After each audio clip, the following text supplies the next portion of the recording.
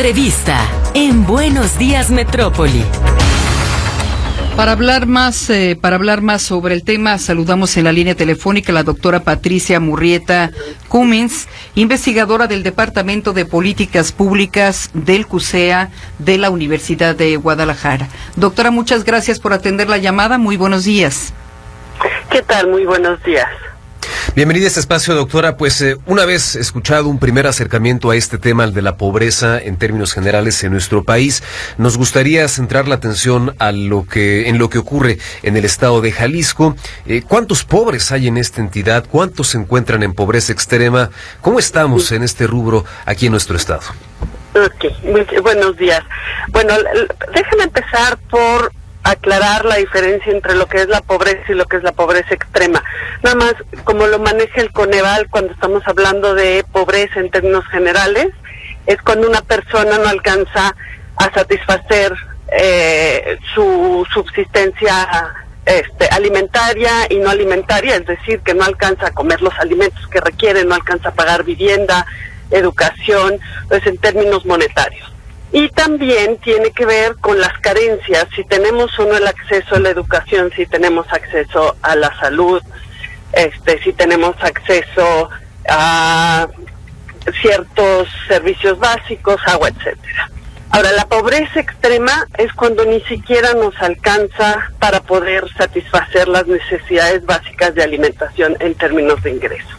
Entonces, dado esto, en Jalisco, si hablamos de lo que sucedió de 2018 a 2020, es que la pobreza ha ido aumentando y pasó de 2 millones de personas, me preguntaron 2.285.000, ahorita estamos, o en los últimos medición que se hizo, que fue en el 2020, estábamos en 2.633.000 más o menos. Entonces estamos hablando de que hoy en día hay 347.7 mil personas que son pobres y que antes no lo eran, ¿no? Entonces más o menos así está el panorama en Jalisco. ¿Y cómo se explica el fenómeno? ¿Cuál es la causa de que vaya en aumento el número de pobres en Jalisco y el impacto, doctora, que dejan los programas de bienestar social? Mira, yo creo que todos sabemos que lo que fue la pandemia generó un golpe muy fuerte en la gente, o sea, sí hizo que creciera o aumentara la pobreza. Además, bueno, hay cuestiones estructurales, la situación económica del país no ha estado nada sencilla, ha disminuido el empleo, y otra de las cosas que han pegado en el caso concreto de Jalisco, pues tiene que ver también, por ejemplo, el Seguro Popular, que entonces disminuyó el acceso que tenía la gente a servicios de salud. Entonces son factores. Bueno, se cortó la comunicación, Lourdes. Intentamos de nueva cuenta marcarle a la doctora, en este caso hablando pues sobre la pobreza en México y particularmente en Jalisco, donde los números indican que va en aumento. Una de las repercusiones estructural, ya la conocemos. Otra, los propios efectos que dejó la pandemia de COVID-19 que comenzó en marzo del 2020. Estamos de vuelta con usted, doctora. Nos explicaba como parte de las, causas que han derivado en el incremento de la pobreza aquí en el estado de Jalisco, la pandemia, una situación económica adversa en términos generales, pero también algunas modificaciones estructurales en la prestación de servicios elementales como es el acceso a la salud. Así es. Yo creo que es una de las áreas en donde Jalisco ha sido más fuertemente golpeada, ¿no? La imposibilidad de ahorita estar satisfaciendo esos servicios de salud. Uh-huh. Ahora, doctora, ¿existe, no sé, derivado de los estudios, algún perfil relacionado con las personas en condiciones de pobreza? Es decir, ¿cuáles son los sectores más golpeados? ¿Cuál es su escolaridad? ¿Son más los hombres? ¿Son más las mujeres? ¿Cuál es el rango de edad, más expuesto a esta condición? Uh-huh. Mira, sí hay una asociación importante con los hogares que tienen una jefatura femenina, también con los hogares que tienen niños y la población indígena. Yo creo que son los 3 grupos más vulnerables en Jalisco. La población indígena yo creo que sería de las más de las más golpeadas. Y obviamente si combinas un hogar con población indígena, que son madres solteras, y además tienes niños, bueno, estás teniendo un hogar que muy probablemente va a estar en pobreza extrema. Ahora, doctora, ¿cuál es el impacto real que han tenido los programas federales y estatales para combatir la pobreza en México y en el Estado? Pues yo creo que sería muy injusto de hablar así como en términos generales de que todos los programas son malos o todos los programas han sido muy buenos. Yo creo que ha habido programas que han sido particularmente importantes, que sí han generado un apoyo a las familias, y ha habido otros programas que realmente no logran ayudar a la gente a que brinque la pobreza. Las transferencias condicionadas se han comprobado que han servido, y aunque ahora en este sexenio se redujeron o se modificaron de manera importante, siguen siendo programas útiles, ¿no? Hay otros programas, sobre todo más a nivel local, más a nivel, me atrevo a decir, municipal, que tal vez tienen menor impacto.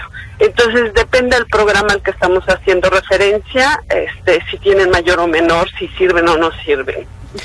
Ahora, en términos generales, doctora, las estrategias puestas en marcha, consistentes en becas, pero sobre todo en la entrega de apoyos económicos prácticamente en mano de las personas, ¿ayudan en realidad a la población a salir de la pobreza, a dejar esta condición, o solamente es un asunto de subsistencia, de ir pateando el bote, de que más o menos puedan ir comprando lo que se necesita, pero que son pobres que finalmente seguirán siempre siendo pobres?